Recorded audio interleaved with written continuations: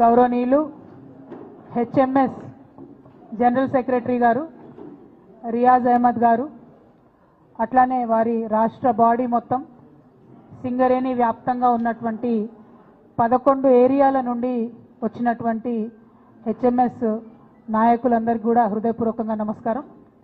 అట్లానే సింగరేణి జాగృతికి సంబంధించి వెంకట్ గారు, రత్నాకర్ రెడ్డి గారు, నరేష్ నేత గారు, భువన్ గారు, మొత్తం అన్ని ఏరియాలకు సంబంధించి 11 ఏరియాల నుండి వచ్చేసినటువంటి తెలంగాణ జాగృతి, సింగరేణి జాగృతి నాయకులందరికీ కూడా హృదయపూర్వకంగా నమస్కారాలు తెలియజేస్తా ఉన్నాను.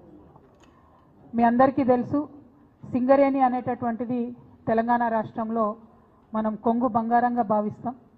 ఒకనాడు కరువు కాటకాలతో ఉన్నటువంటి మన ప్రాంతంలో ఏ జిల్లాలో ఎక్కడ కరువు ఉన్నా సరే పట్టెడు అన్నం కోసం వస్తే బొగ్గుబాయే ఆనాడు అన్నం పెట్టినటువంటి పరిస్థితి సింగరేణిలో ఉండే. మన బతుకేంది అంటే దుబాయ్ బొంబాయి బొగ్గుబాయి అని చెప్పుకున్నటువంటి పరిస్థితి ఉండే. ఆనాడు ఎట్లా ఉండే అంటే మనకు ప్రకృతి ఇచ్చినటువంటి వరప్రసాదం సింగరేణి బొగ్గు కాబట్టి ఏ జిల్లా వాళ్ళు అక్కడికి వచ్చినా సరే ఫిట్నెస్ ఉంటే జస్ట్ సింపుల్గా పరుగు పందాలు పెట్టి ఒకప్పుడు ఉద్యోగాలు ఇచ్చి కుటుంబాలను ఆకలికి మాడిపోయి చనిపోకుండా కాపాడుకున్నటువంటి చరిత్ర సింగరేణికి ఉన్నది. బ్రిటిష్ వాళ్ళ కాలం నుంచి మరి ఈ బొగ్గు తవ్వకాలు మొదలైనప్పటికీ ఉమ్మడి ఆంధ్రప్రదేశ్లో మనం అనుభవించినటువంటి కరువు చాలా మందికి తెలిసి ఉంటుంది. ఆ సందర్భంగానే ఇప్పుడు మీరు సింగరేణిలో ఇప్పుడు వెల్ సెటిల్డ్ ఉన్న ఏ సిటీస్ చూసినా కూడా రామగుండం కావచ్చు, మంచిర్యాల కావచ్చు, అన్నీ ఒక మినీ ఇండియాలా కనబడుతుంది. మొత్తం తెలంగాణలో ఉన్న అన్ని సంస్కృతులు అక్కడనే కనబడతాయి. అన్ని జిల్లాల నుంచి వచ్చినటువంటి వాళ్ళు కూడా అక్కడ వచ్చి సెటిల్ అయినటువంటి విషయం మనందరం కూడా గమనించవచ్చు. మరి అటువంటి సింగరేణిని తెలంగాణ రాష్ట్రం వచ్చేటప్పటికి ఉన్నటువంటి ఉద్యోగులు పోకుండా, అప్పుడున్నటువంటి ఉద్యోగులు వయసు అయిపోతే వారు కావాలనుకుంటే వారి కుటుంబ సభ్యులకు ఉద్యోగం ఇచ్చే విధంగా సింగరేణి అనే సంస్థను ఎట్టి పరిస్థితుల్లో కాపాడాలని ఒక కృత నిశ్చయంతో ఆనాడు కేసీఆర్ గారు డిపెండెంట్ ఉద్యోగాలు ఇవ్వాలి అనేటటువంటి సంకల్పంతో ముందుకు పోయినారు. కాబట్టి ఇవాళ కూడా సింగరేణిలో 40,000 మంది ఉద్యోగులతోని కలకల్లాడుతున్నటువంటి విషయాన్ని మనందరం కూడా గమనించాలి. అయితే ఇదే సింగరేణిలో ఇంకా డెఫినెట్గా చేయాల్సిన పని కూడా చాలా ఉన్నది. సింగరేణిలో ఇప్పటి వరకు మనం నిజం చూసుకుంటే ఒక 15 నుంచి 18% మించి మనం బొగ్గు తీయలే. ఇంకా తవ్వాల్సినటువంటి బొగ్గు చాలా ఉంది. మనం సంవత్సరానికి 5 మైన్ల చొప్పు ఓపెన్ చేసినా కూడా 185 మైన్లు ఓపెన్ చేయగలిగేటటువంటి బొగ్గు ఖనిజాలు మన తెలంగాణ భూగర్భంలో ఇంకా దాగి ఉన్నాయి. వాటిని అన్నిటినీ కూడా మనము వెలికి తీసుకుంటూ మన దగ్గర ఉండేటటువంటి నిరుద్యోగ సమస్యను కూడా మనం పరిష్కరించుకునేటటువంటి ఆస్కారం ఉన్నది.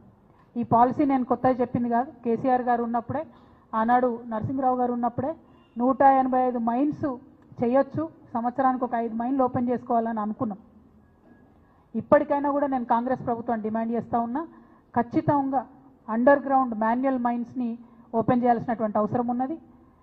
ఓబీలతోని పెద్ద పెద్ద వాళ్ళకి ఎక్కువ లాభం అవుతుంది, చిన్న చిన్న వాళ్ళకి తక్కువ లాభం అవుతుంది. పైగా పొల్యూషన్, ఎక్కడ చూస్తే అక్కడ మట్టి గుట్టలు, దారుణమైన పరిస్థితి ఉంటుంది. కాబట్టి మాన్యువల్ అండర్ గ్రౌండ్ మైన్స్ ఏవైతే ఉంటాయో సింగరేణిలో వాటిని కూడా ఓపెన్ చేయాలి, బొగ్గు గని ప్రొడక్షన్ కోసము సాయం చేయాలని చెప్పి నేను కాంగ్రెస్ ప్రభుత్వాన్ని డిమాండ్ చేస్తూ ఉన్నా.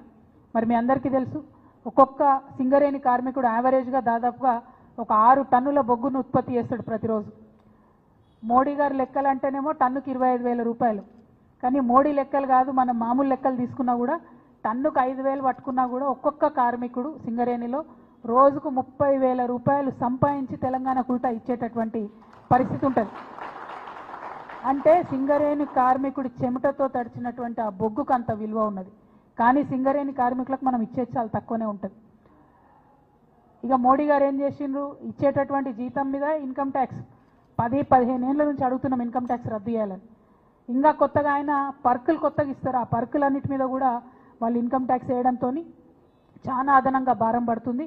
నేను భారతీయ జనతా పార్టీని డిమాండ్ చేస్తూ ఉన్నా, సింగరేణిలో ఎంప్లాయీస్కి వచ్చేటటువంటి పర్క్స్ ఏవైతే ఉంటాయో వాటి మీద ఇన్కమ్ ట్యాక్స్ తక్షణమే రద్దు చేయాలి.